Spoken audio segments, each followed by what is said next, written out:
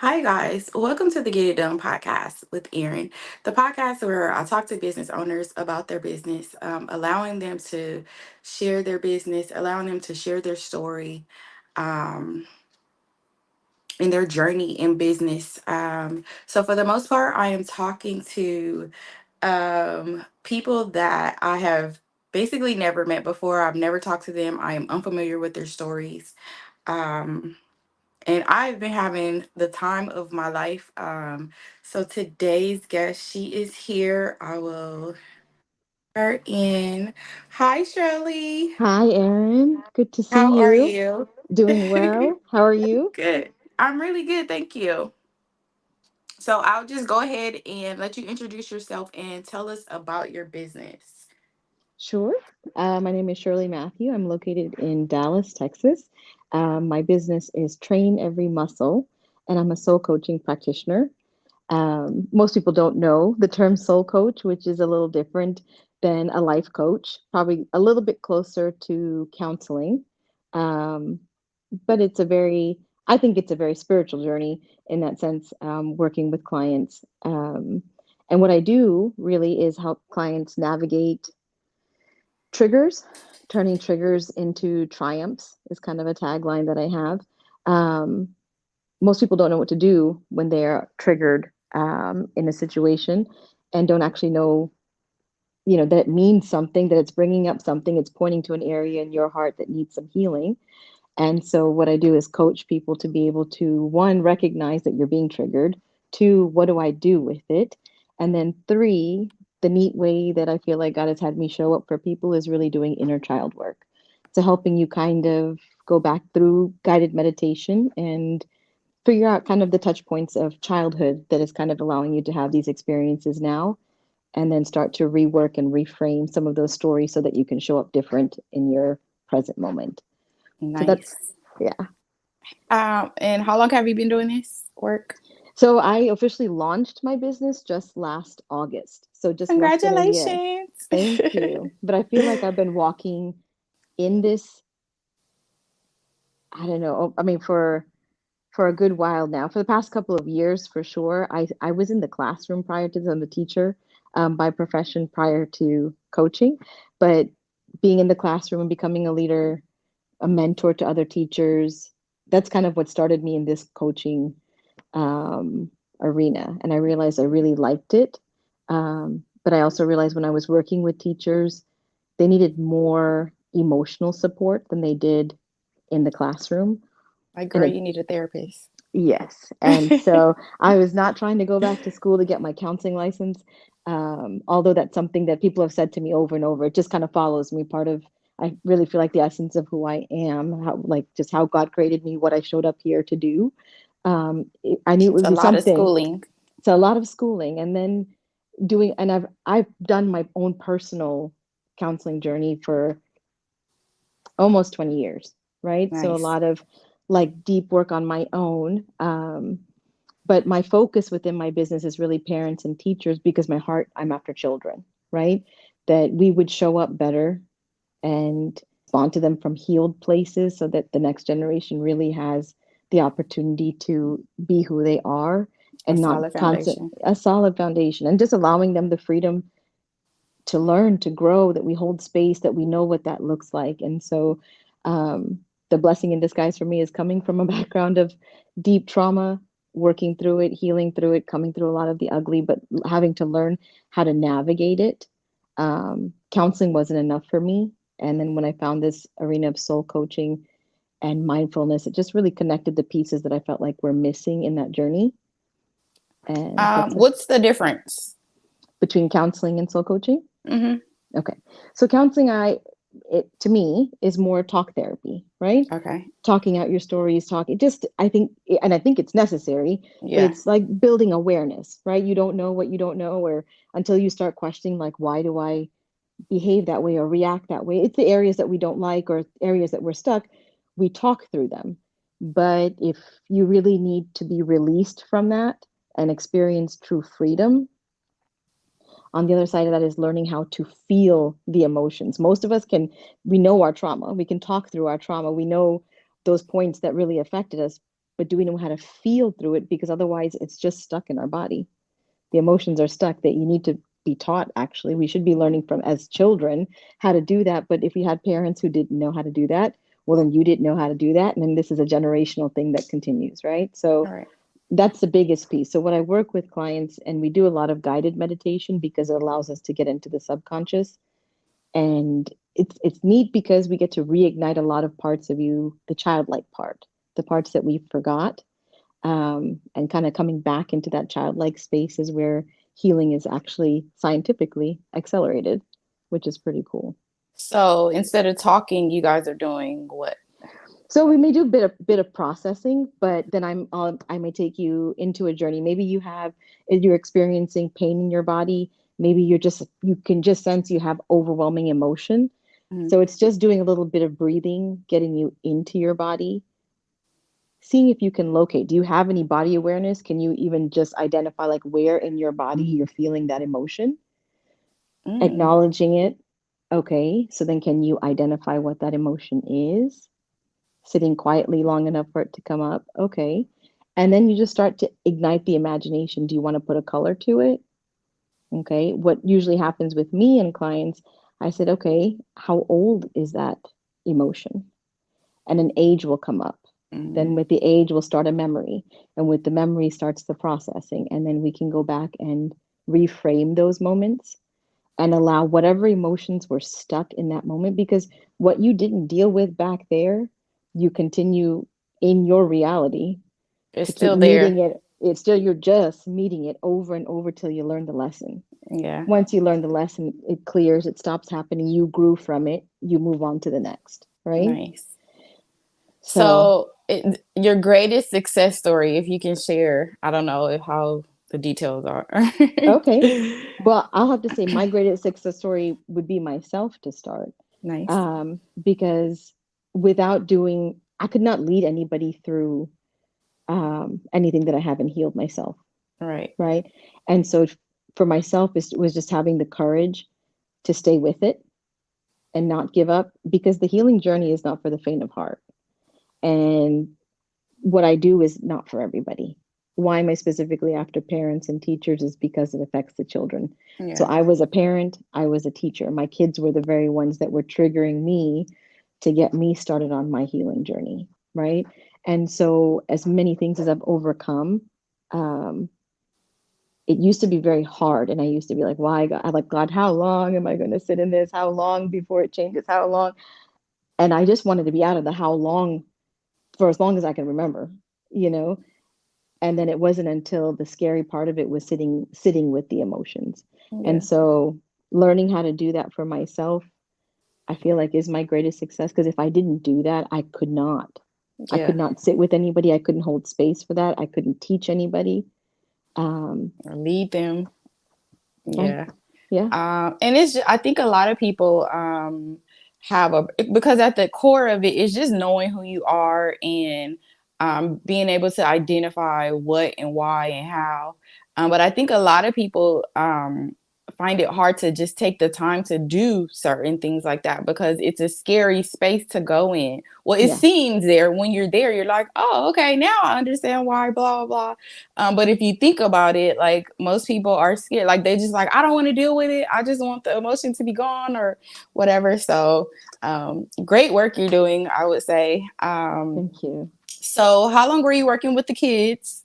So I was in the classroom 7 years. Nice. Yeah. And And how long has it been since you quit? just now it's my second year since I quit. Oh, So yeah, do you miss it? I do, because I loved teaching, but I do get to teach in what I'm doing. Yeah. And I just knew, I mean, I had to go through that entire process to see the need. And when I knew my heart, even in church, I was in children's ministry. Everything I did was around children. Yeah. Um, and so I knew some way, shape, or form I meant to impact the lives of children. But as a teacher, you realize everything is a ripple, right? You get new kids in your classroom year after year, it's a Yep. ripple. But where could I make the greatest impact is because especially during COVID, right? When everything shut down and parents were losing it because they had to be at home with the kids, but the teachers were trying to, Ooh, learn I something remember different. that. Yeah. So all of the pieces there was very eye-opening. But a lot of things that came to the surface very quickly. And I saw it over the years I was in the classroom. But needing parents to take ownership of their parenting, and then teachers taking ownership of their own healing, knowing how you show up in the classroom is directly impacting these kids Yeah, for their and life. for their whole life. Because remember, I mean, if you think about it, you could probably think and remember your favorite teacher, and you could probably Mhm. remember the one you didn't like the most, Yep, right? And it stays with you your whole life. And we're with teachers longer than we are with our parents during the I school was year, just thinking that.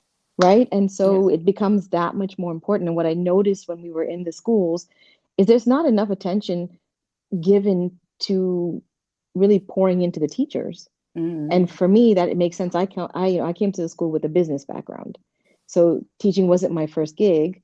Before that, I was in the corporate world, right? And I came from New York City. There was a New York City hustle, like coming into that, corporate mentality and seeing, I don't know, it just wasn't for me in that sense. But um, I realized the same thing that was happening in corporate world, it was happening in the schools because I think schools run a lot like a corporation at this point. But if you never take care of your people, well, we have burnout, we have turnover, we have, I mean, any number of things falling apart in the classroom. Yes. Yeah. And so that's what ignited everything for me. And I just realized like this is a need. I don't see anybody catering to it in this way. I was deeply immersed in church and looking for answers and looking for deliverance and freedom. And I just didn't understand. I really took the word at its value and was like, God, why am I not experiencing this freedom that I know that is meant for me? And I feel like I had to go elsewhere to find it. And I felt like I did with soul coaching. So, Nice. yeah. Um, so from you leaving the school, once you quit the teaching, what would you do? Did you get an office and you started accepting clients, or how this No, work? no, no. Explain So it to me. so it was a stair step, to be honest. Like I was in the classroom, I pulled back a little bit to teaching 1 year virtually online for like an online high school, which created a little bit more space because I myself was in trauma counseling again. I had some more things come up. I needed to kind of start working through it, but you have to create space for this work. You can't just start this healing process, especially if you have what we call like big T trauma, right? Hmm. Like big things that you haven't processed. If you're going to begin Long term. processing, yeah, you need space for it. So I started working at home and that peeled back. My mom was also on hospice care. And so I got to spend that last year of life with her, kind of starting to peel back altogether. So while in the throes of that is when I found the soul coaching program, like certification program, and it took me into a deeper dive, right? For myself, learning how to sit with the emotions, a lot of the clearing of old memories, store, like, and we have counseling world, you may call it scripts or um, just, I mean, just your running stories from your childhood that you have, your core beliefs, right? Hmm. And learning how to properly shift that, how to sit with it, how to let it move through your body. I had to go through that whole process myself. And so that was a 9 month deep dive for me. Almost a And year. then, yeah, almost a year. And then I went into the process of launching my own business at that point. Nice. So, did you find any correlation between that and Christian? What, are you a Christian or no? Mhm. Sorry. Yeah. Okay. Did you Yeah. find a correlation between the two? Oh, yes. But I felt like I found what the missing piece, the missing understanding that, and this is why I say to you, my biggest success is that I've gone through the process. So I'm not working with anyone. I know anyone that God brings to me is someone that I can help because that's who I'm calling to me, right? Yeah. That's what I feel like was missing everywhere that I was going, was that you can't be prayed over or casting things out, like things that you don't genuinely understand or you haven't experienced that healing yourself. If you've never, well, that's like a testimony. Like that's why we have the testimonies and all these things, because Yes. if not, like I can't be like, hey, you should call God on that one, but I don't have any experience to Yeah. tell you about. But Yes. so So yeah. 100%. I feel like the word came alive to me in a very different way. Um, I feel like if you really, what really put me on my head was really sitting in the book of Matthew and studying specifically everything that Jesus was saying. I'm reading Luke And right now. yeah, okay, so it took, and if you start to read it with the lens, and I was like, he is talking about doing your inner healing work over and over and over again. And I'm It's like, a why never ending thing. It's not is something that? you can just do and then like, oh, I'm done, I'm fixed, I'm healed. No, no, No, it's a life. It's what we're here to do. It's a it's part of layer. why we're here. Yeah. It's layer by layer by layer. But I do believe to be really walking in the abundance that Jesus was talking about, we've got to go back. And he tells us to become like children, right? The kingdom of heaven belongs to such as these. But for me, what that came alive and told me was that some of that stuff that happened back there in our childhood that we really need to clear up or reframe or revisit, or don't realize the reason we believe what we believe today in error, even, or kind of like stuck in like a pit of stories or victim mode, came from back there. So Mhm. if you're willing to go back there, guess what you're going to find? You're going to find freedom. You're going to find the ability. You're going to find how you have authority to overcome all the things. It just is not, Yes. it's just not the way it was taught to me, you know? Yeah. And Most of us wasn't I wasn't initially taught that. But just as it's something as simple as having the authority to speak a thing, and because God said that we have the authority, it is so. yeah, yeah. And declaring and everything. But churches aren't teaching that way Mm-mm. today. No, Like I no. don't see it. Well, and I don't fault it because I feel like it's just conditioned programming, no different than in school we get books of curriculum. I feel like what's being passed down is what was It's taught. generational. It's just generational, and so but I realized like it wasn't enough for me. Like my one solid prayer was God, well, two solid prayers, I'll say that. One was I want to hear the Holy Spirit like Jesus heard the Holy Spirit, and two, I want truth at any cost. Nice. But I didn't know what I was praying when I said truth at any cost because it really cost me It revealed. It almost was revealed. everything, everything that I understood, every system that I was a part of, everything had to come crumbling down in order to be rebuilt. And I thought I had already done that process. That's what was most surprising to me. I thought I had already sat in it. I thought I had left everything at Until the you altar. got there. Boy, until I got there and I realized, like, oh my gosh, what was I most afraid of was my feelings, feeling the depth of the pain, feeling the depth of Mm. just like I thought there was this fear, like I thought if I started feeling it, it was never going to stop or I might die. It's not even rational feelings. It's completely an illusion, right?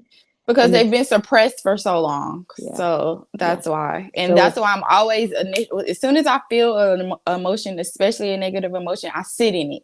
And I'm yes, like, okay, what is this? And what do I need to do? I start talking to God. I spend time with God and it's gone. Like, yeah, yeah. so, but And having that skill is a great it's blessing. priceless. Yes. Yeah. And some people just have to be taught, Hmm. right? And And it's work. so It's not easy to do. I mean, now it's easy for me because it's my norm. But yeah. before, it was like hard. How long do you think it feel like it took you to get there? To be able to like that just sounds like it's a normal process for you now. Right. But how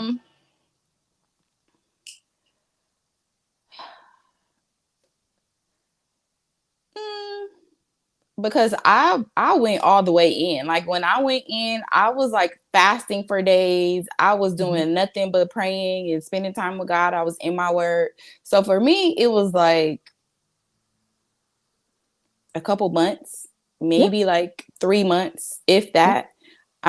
And then that's just my life now. Like that is who I am when things don't go as planned or right, or even when they are right, when I have desires and all that, all of it works the same.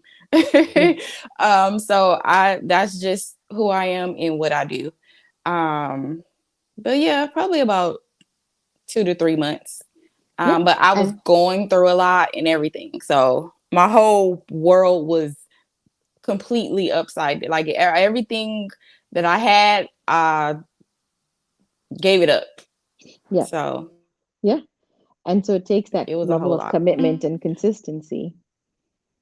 And you can do it in as quick Yeah. as Or three you months. have And to just be or you have to be in a position where you're backed up against the wall, like, okay, Yeah. what else do I do? Like, I don't have no other option, because all I knew was God to depend on. Yeah. I've always had that foundation. But when I was in a situation where I didn't have another choice, like, what else do I do? I don't let me like go really go in like I've never gone in before and like do the actual work. Yeah. And that has been the greatest blessing of my life. Like, I'm extremely grateful for it. Yeah. And it's been 8 years. And you haven't looked back. Great blessing. Yeah.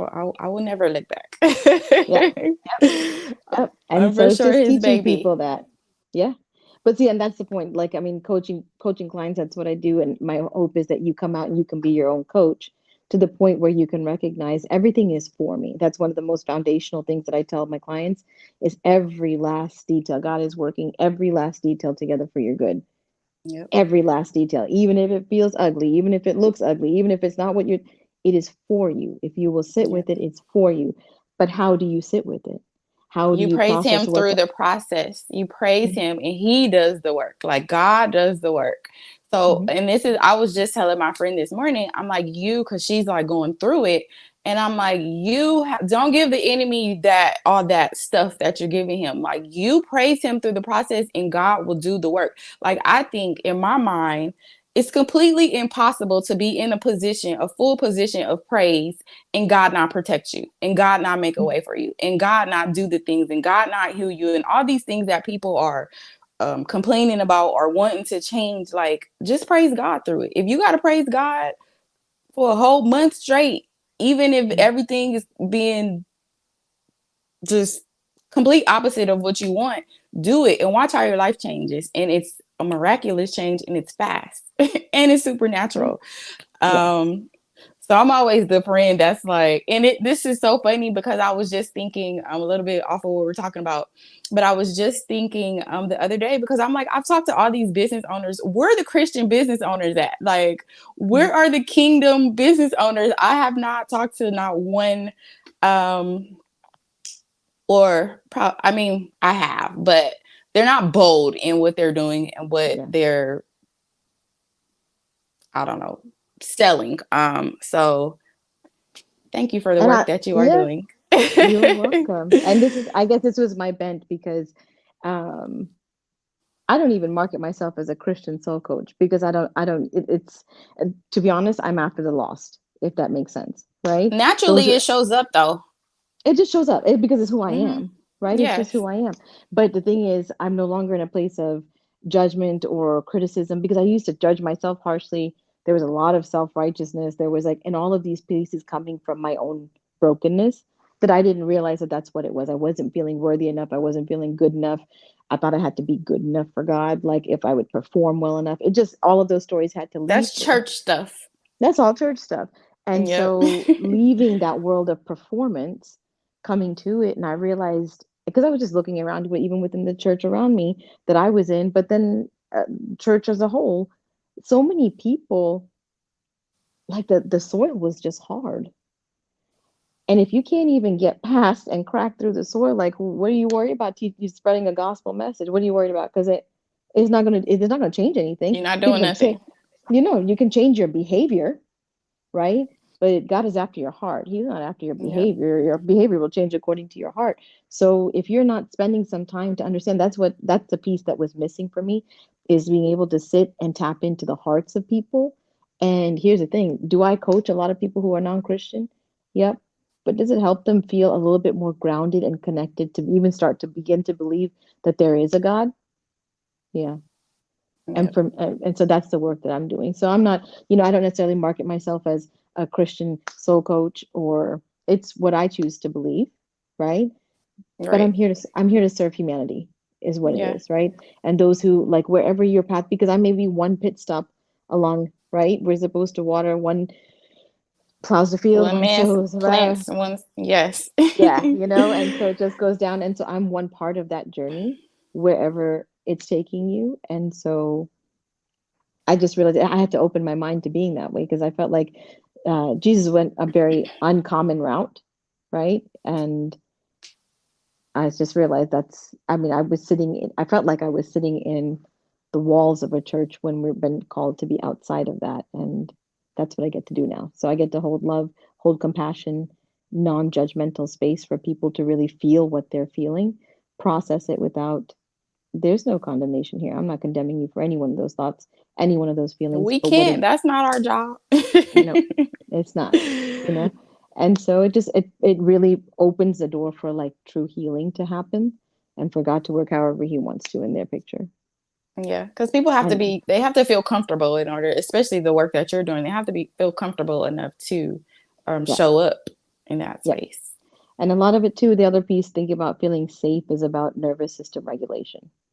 We are Mm. most people are living in fight or flight, which is, you know, our sympathetic nervous system. And so teaching people breathing techniques and how to ground yourself in your body and really begin to regulate your nervous system, it's just science.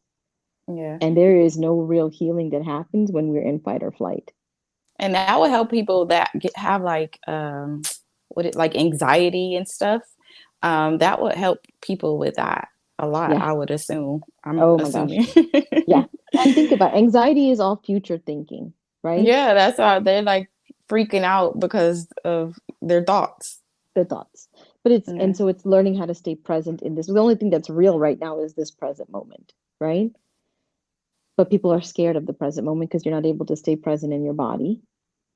You're thinking about everything in the future. What if, what if, what Mm. if, what if, what if, right? Yeah. Builds the anxiety. And we're just programmed to think that way. I feel like all of society kind of has pushed people in general into staying in fight or flight survival mode. And I don't know, where's the rest, right? Like if we're able to rest in God, but we also have to physically, our body needs to be able to find a place of rest. And I'll even tell you for myself, I thought I was in a rested state and there was still more, right? There was There's still always, more, I, I think right? there's always, I think it's just a never, if we are humans living life, there's Mhm. always work to be done. There's Yeah. always stuff that'll just be there. Even if we clear up all the childhood, I don't know, young adult stuff that we have as adults, we still have to learn. We're still learning how to like, How to navigate it. Yeah. yeah. So it's always something. I was gonna say, just I forgot what I was gonna say. It was something about what you were talking about. About like resetting the nervous system. Just resting in that time. Oh, Oh, yeah. I was gonna say about when I was going through that time. That taught me that. Like that taught me to, because I didn't know. That was my fear. Like I don't know what's gonna happen when I'll get home. Because I was out of state, so I was just all these things. But that taught me like looking back on that, like every single detail about that situation, like God had me. Mhm. So, and then I look over my whole entire life and all the stuff that I've been through and just everything. Like I've always come out, it's always turned into a blessing. And God was always there. So I don't have fears. I don't have fears. I don't have worries. Some things if something comes up initially, it'll be like, oh, but then I'll be like, well, God had me that time. I'm sure he's gonna have me that time or this Right. time. Right. So just being able to rest in those I guess His memories promises of is, yeah, yep, yeah. yep. And you have to I keep love reminding that. yourself, yeah, where your miracles have already happened. And we Yep. do need to do those things, but it's not everybody's go-to.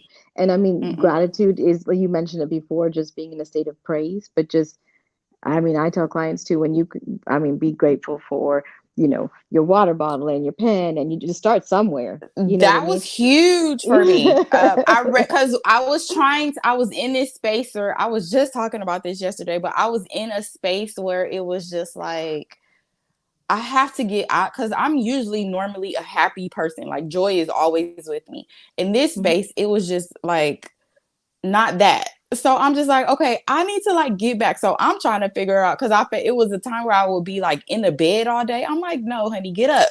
So like I'm going to the beach. I'm doing all this stuff to like get back to myself. I'm reading all the books. One of the books though that I read, um, it's usually somewhere around, but I don't see it. So it may be with my other books. But I believe it is called Gratitude Diaries. It's Gratitude Mhm. something. But that was the first, my first teacher in just being great, just finding any little thing. This lady was just talking about while you going through things, just find a, like you said, be grateful that you can drink out of a water bottle, like any little thing to be Like grateful for. anything. And Yeah. yes, it changes your mind, because the Like things that this. you complaining about, like somebody has it way, way worse. Like somebody always has it worse. So yes, gratitude is my lifestyle. Like I'm the most grateful person ever. Like any little thing, Mhm. I'm like, well, at least I could do this. At least I could feed myself. At least my hands work. At least, like all these little things. But I stay, like, I do not leave out of this space of being grateful ever. Like that is, soon as something that I'm complaining about, naturally, because of that season in my life, my brain automatically goes to, okay, well, what are you grateful for? Find it, like search for it fast, just Yeah. to get me out of that space. But that too That's was truly work. the renewing of your mind is really what you were Yes. doing. And Yep. scientifically, what are we talking about? It's the burning of new neural pathways in your brain. And that was So in the like book. when you, yeah, and that's all. So from a very practical level, that's what I'm teaching people, right? I love How do that. we do that? How do you renew your mind? But it is just like, I had, when I first started, I guess coaching in any bit, I was doing book studies with women. First, it was started with teachers and moved over to just women who were all, moms. And we did a book called Exposing the Rejection Mindset. Okay. And it was a guy who'd been in church and really taking a look at how deeply the rejection mindset took a hold of people. And a prayer that God gave me at that time that I was sharing with the ladies, and I'd have them put their hand over their head and say, Lord, heal the fractured places of my mind that keep me from partnering with you for my destiny. And we would Yes. speak, dry bones come alive. And I Yes. said, Ooh, I used like, to love that. yeah, dry bones come alive. And really, it's just speaking life and like allowing new neural pathways to be burned in the brain. And so it's like, Holy Spirit, change my thinking. Change my thinking. What is a thought that actually aligns? Because this is what I used to think. I'm now out of agreement. That thought no longer serves me.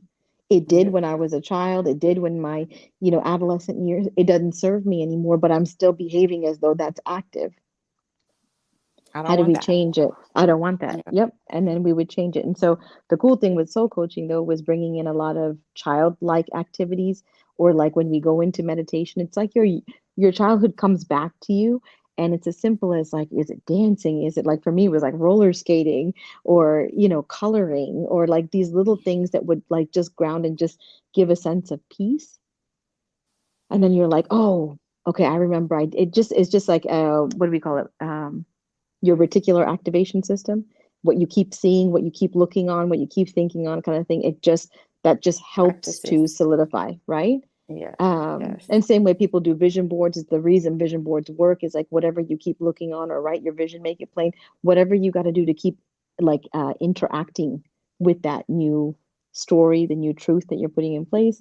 It just, it accelerates how quickly it gets into your mind. And so those are the coolest things that come out of coaching, is to see the accelerated change and growth in people. Once they really grab a hold of it, it just starts to snowball in a really good I way. love that. I love Yeah. it. What are you grateful for today? I'm grateful for this opportunity with you. I've just been praying and asking God just to help me to um, have courage to put my voice out there, right? It's easy to sit and talk with people one on one, but I know there's more to this message, and just kind of getting out there, even video, podcast, however, right? It's a muscle. My business is called Train Every Muscle. That's a muscle that I'm currently working on, just to be more Nice. comfortable with that. So super grateful for that, and I'm also grateful for the space that I had in my day today, um, to be able to just be centered, be ready, even for conversation or for my clients today. Just space. I'm out of the 9 to 5 grind, and I'm really grateful for that, to be able to be living Thank my God for passion. that. Yeah, Yes. yeah, yeah, A great blessing. yeah, Another thing that I thank God for every single day yeah. is my work. You mentioned What did you just say? I don't remember. Sorry. That's okay. So within your business, what are you, or what would you say that you are most proud of so far? Within my business, I think in a short amount of time, and this is how I feel like I know God's hand is on me for this business, like I'm really doing what I'm aligned to do, is from the moment of launch to where I am now, I've had the opportunity to try multiple things. So I've done one-on-one sessions, I've done group coaching sessions, I've done workshops. Um, and now with you, this second opportunity, I've had to do some podcasting to talk about soul coaching. I'm just about to launch a 6-month coaching program. So just the opportunity for all of these pieces to happen in a short amount of time. I feel it like it has really been, it's given me an opportunity just to see how do I show up? How does my voice show up? And gain some confidence like that. But it's just has been rolling from one to the next to the next. Definitely blessed that so much of this has been through word of mouth already.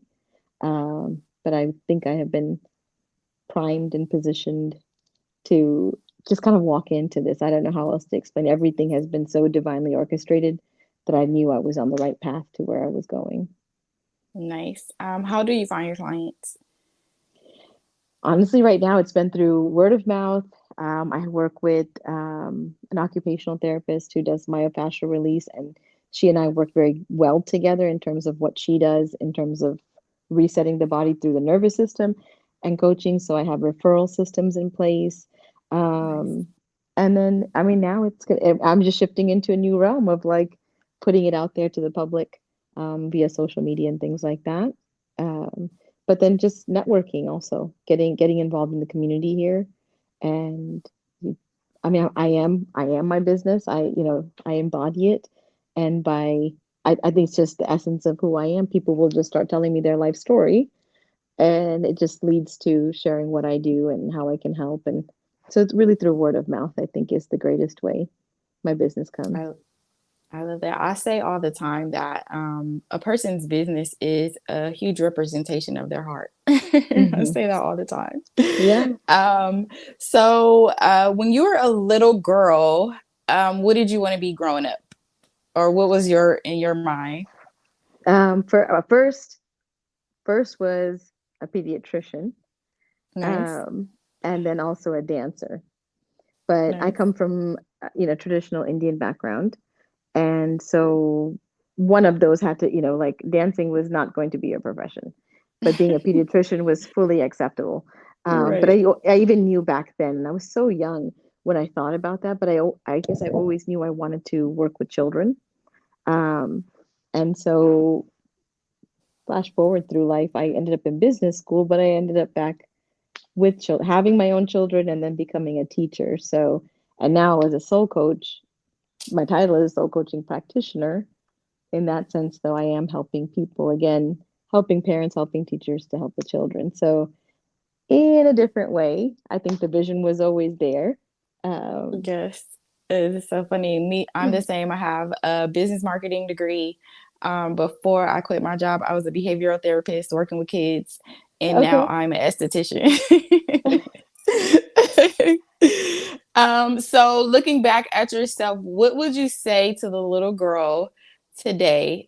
Just looking back over your life, what message would you have for her? One is that we made it. We You made it. made And then we made it. And it. as hard and as ugly and as scary as all the things were, God had a big, big, big, big purpose. Big purpose. And we made it. I love that. Yeah.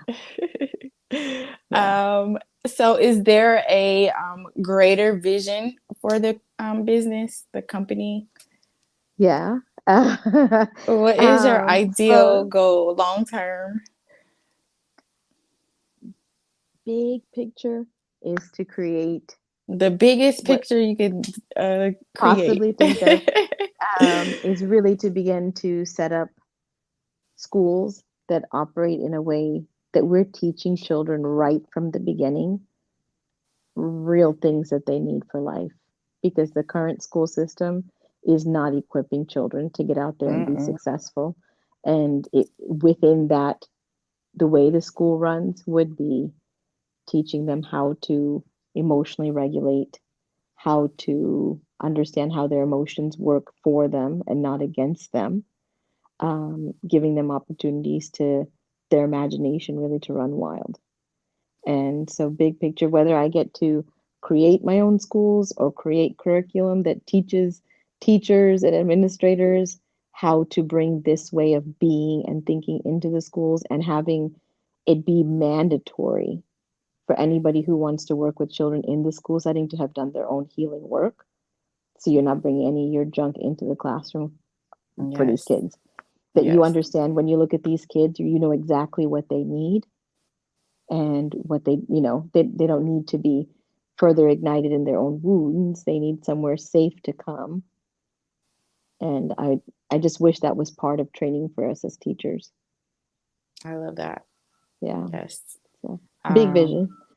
yes. You'll get there. You'll get there sooner than you think, but you'll get there. Um, one question that you would ask another business owner. Why do you do what you do?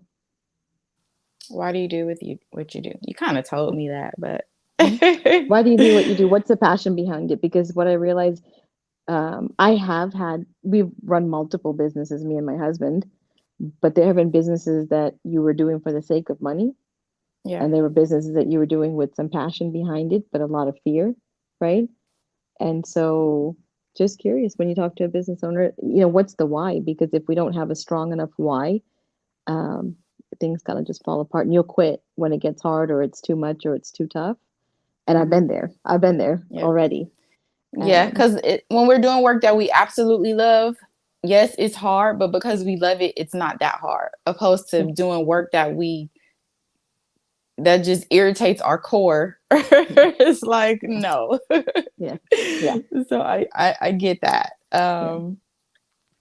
So what I do is it's just for fun, a 5-word game. So I'll list a word, Mhm. whatever word comes to your mind. When I say whatever word, you list the word, and then we go back and forth for 5 words. Does that make sense?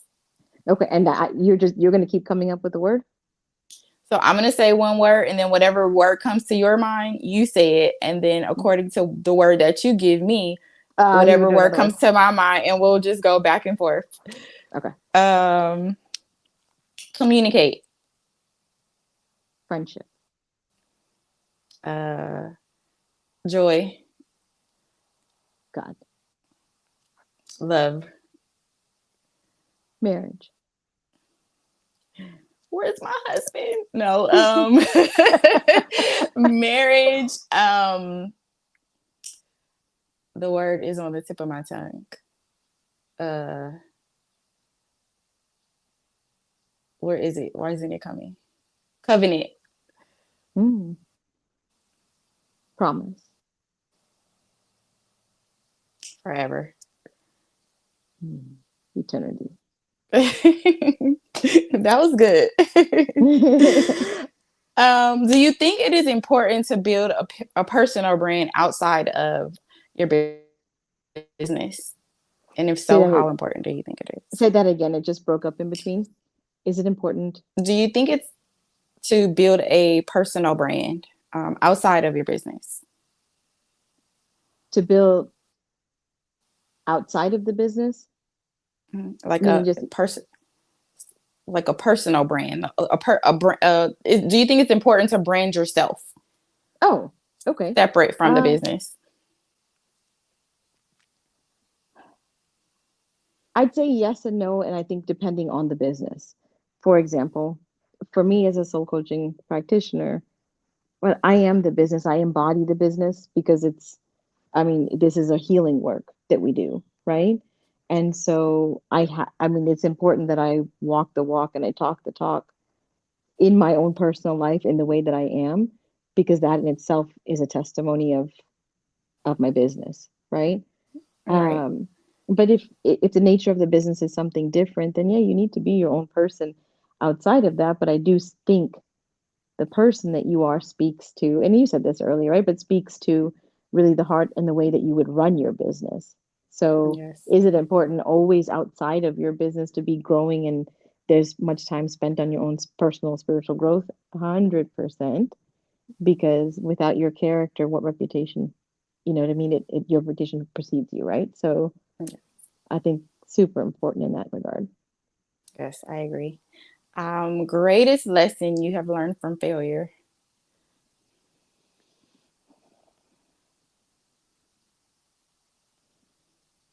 The greatest lesson really, the failure is the best teacher if you choose to learn the lesson.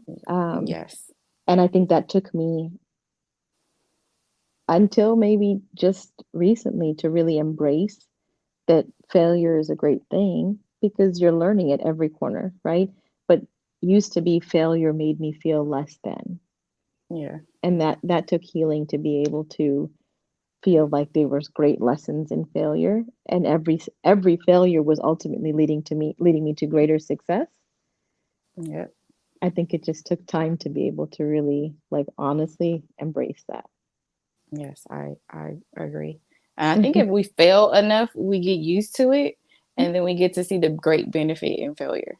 Because I Yeah, don't even consider it a failure. It's a, yeah, like you said, it's a lesson. it's a I love lesson. that. Yeah, Um, I was gonna say to you that I we tell my kids that my kids play sports, and instead of win or lose, we say win or learn, right? Either Yes, way, it's a I love win, it. right? Yes, So either you win or you learn. Either way, it's a nice. win. How many do you have? Two teenagers. Two. Oh, they're Hmm. teenagers. Oh, how is Uh-huh. being a teenage mom? How is that? Uh, it's been, I'll tell you, d- I'm so thankful for the healing work that I've done that prepared me just in time. Because from preteen to teenage years, your kids need you the most emotionally. Yeah, Before that, they need you physically, right? You yeah, physically have to help them with things. As preteens and teens, the emotional turmoil of a teenager as they're learning and growing and like learning how to become an adult and how to process and what all is like happening in the brain at that time yeah. is a lot. I'll tell you, I'm very, very fortunate that my kids, um, I'm thankful God gave me kids who are like, they have wisdom beyond their years, to be able to like hash it out with me. I don't know how else to say that. Like just to ride, to like ride out this storm with me. But what I learned is as I did my own healing, I was able to connect with them better and understand them better. By no means perfect. By no means, is everything just, cookie cutter or anything. They've gone through some really hard things. Um, but I've learned so much being a mom. They were literally the catalyst for my own healing. And Nice. that's one major thing I work on with parents is being able to use the things that come up with your teens that you feel really triggered by is actually helping you to look inside and remember a moment for yourself, bring it forward, and then you're able to be the parent that they need. Yep. And that's been the coolest thing. Um, so I do enjoy being like a mom of teens. It's been good. Yeah. I've enjoyed them in every year because I feel like I think that's God given too. But just to be looking forward to every year bringing something new. I do miss baby ages. I do miss seeing their, like when they were just so small and cute. But every year has brought on something tremendous growth wise for them and for me. And so it's been enjoyable. I love that. Yeah. 20 years from now, what would you tell them about this time in life?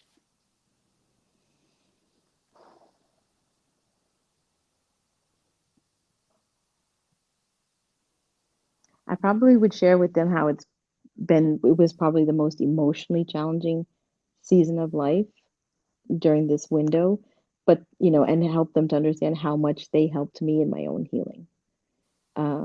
You can only share so much and share which is, what's appropriate.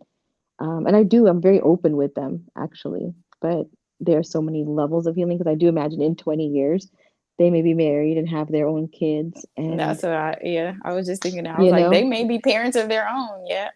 yeah. Yeah, and I'm excited to see them as parents because part of the reward of doing this healing work is seeing it in the generation, right? And so I do look forward to seeing them parent differently than I did, than my parents did, than my husband's parents. Oh, and did I lose you here? Oh, Erin, are you there?